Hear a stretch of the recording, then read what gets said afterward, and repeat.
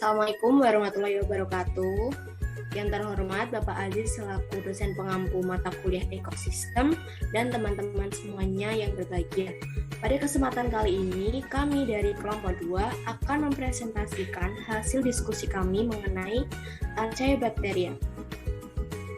Sebelum itu, kami akan memperkenalkan diri terlebih dahulu. Yang pertama, saya Alisa Amanda Zahro, NIM 4521004.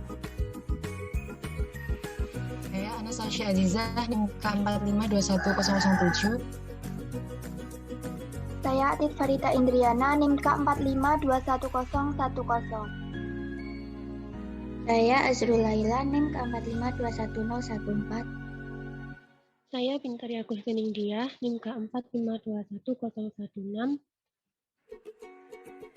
Saya Galuh Narlita Almay, NIM K4521038.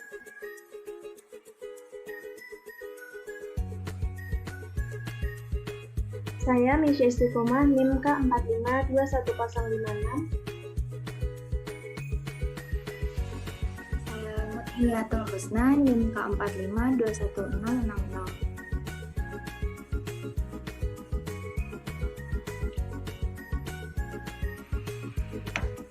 Saya Pujani Nurma Priyani, NIM K4521067. Saya Rani Dwi Vanti, NIM K4521072. Saya Cindy Dewi Lestari, NIM K4521082.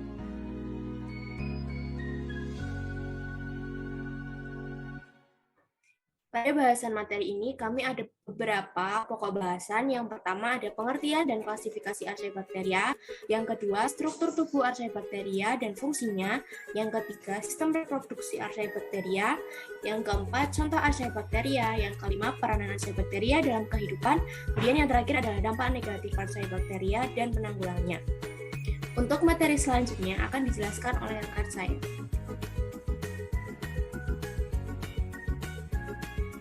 Baik, terima kasih. Untuk bahasan yang pertama ada pengertian Archaebacteria. Istilah Archaebacteria berasal dari bahasa Yunani, yaitu dari kata archaeo yang berarti kuno. Jadi secara umum, Archaebacteria adalah sel-sel paling awal atau kuno yang memiliki kedekatan dengan organisme eukariotik, atau bisa disebut organisme yang memiliki membran inti sel. Archaebacteria disebut juga dengan bakteri purba. Sebagian besar Archaebacteria hidup di lingkungan ekstrim, yaitu lingkungan di mana tidak semua makhluk hidup dapat hidup di sana, seperti di mata air panas, lava, dasar laut dalam, dan laut dengan kadar garam tinggi. Ini menurut Irna Ningtyas 2016. Untuk bahasan klasifikasi Archaebacteria akan dijelaskan oleh teman saya. Baik, selanjutnya adalah klasifikasi Archaebacteria. Berdasarkan habitatnya, Archaebacteria dibagi menjadi 3 kelompok, yaitu yang pertama adalah bakteri metanogen. Bakteri metanogen adalah bakteri yang menghasilkan metana atau CH4 dengan cara mereduksi CO2 dengan H2. Sebagian besar bakteri ini hidup di lumpur atau di rawa-rawa yang miskin oksigen, serta ada pula yang hidup di dalam saluran pencernaan hewan, pencernaan selulosa. Contoh dari bakteri ini adalah Metamonas dan Metanobacterium. Bakteri metanogen ini termasuk bakteri anaerob yang paling tidak toleran terhadap oksigen atau akan teracuni jika ada oksigen. Yang kedua adalah bakteri halofil. Bakteri halofil berasal dari bahasa Yunani, yaitu halo yang berarti garam dan philos yang berarti pecinta. Bakteri halofil ini adalah bakteri yang hidup di lingkungan dengan kadar garam yang tinggi. Contoh dari bakteri halofil adalah Halobacterium. Yang ketiga adalah bakteri termofil atau termosidofil. Bakteri termofil adalah bakteri yang hidup pada lingkungan bersuhu panas. Contoh bakteri termofil adalah Solvolubus thermoaquaticus, Bacillus caldipticus, dan Bacillus caldotenax. Materi selanjutnya akan disampaikan oleh teman saya.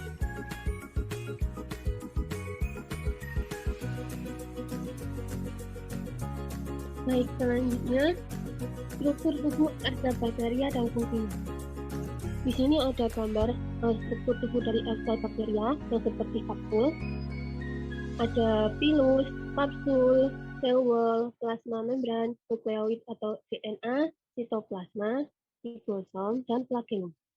Nah, fungsinya, flagella atau flagelium berfungsi sebagai alat gerak bakteri, akan tetapi terdapat bakteri yang bergerak tanpa menggunakan flagella.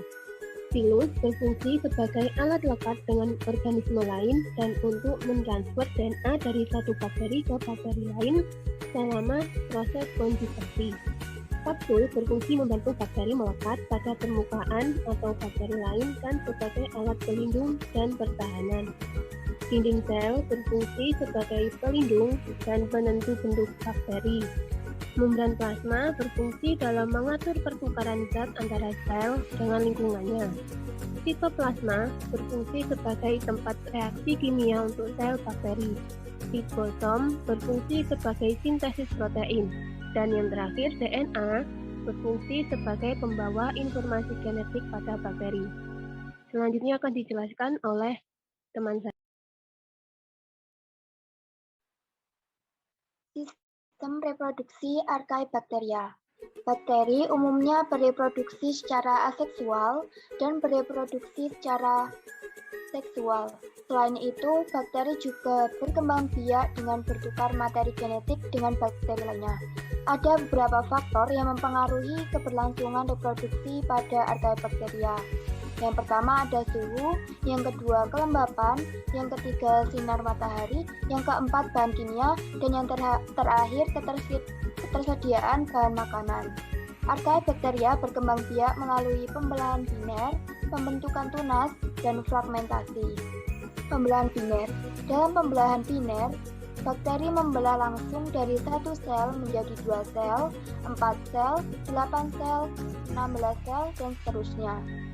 Formasi tunas, Cyanobacter atau ganggang biru hijau. Bakteri membentuk tunas dalam bentuk ranting dan akhirnya mengendap membentuk bakteri baru, dapat ditemukan di keluarga Streptomycetaceae. Yang ketiga, fragmentasi yang terdapat pada Cyanobacter atau pemutusan bagian tubuh yang dapat membentuk individu baru. Biasanya terjadi pada alga dalam bentuk benang dan dapat ditemukan di osilator. Materi selanjutnya akan disampaikan oleh teman saya. Baik, selanjutnya masih mengenai sistem reproduksi Archaebacteria. Sedangkan transfer bahan genetik pada bakteri Archaebacteria diantaranya ada 3. Yang pertama, sambungan atau konjugasi. Secara konjugasi ini adalah cara perkembangbiakan seksual pada organisme yang belum dikenal pria dan wanita, atau dapat dikatakan pula proses perpindahan DNA dari satu bakteri ke bakteri lainnya. Bakteri konjugasi dapat dilakukan ketika 2 sel bakteri dengan paparan yang berbeda berdekatan, kemudian membentuk dan menempel pada tabung terkonjugasi atau terhubung pembuluh, sehingga bahan genetik dan sitoplasma dapat berpindah dari satu sel ke sel lainnya. Selanjutnya, dalam sel penerima, DNA ini digabungkan antara DNA sel donor dan DNA sel penerima, yang kemudian diikuti oleh penggabungan sitoplasma. Setelahnya, prosesnya membagi nukleus dalam sel penerima. Proses selanjutnya adalah biner, dan sel membelah lagi menjadi 2.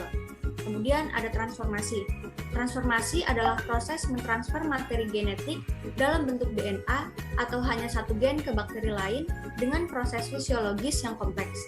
Transformasi biasanya dilakukan oleh Rhizobium, Bacillus Streptococcus pneumonia, dan Neisseria gonorrhoeae.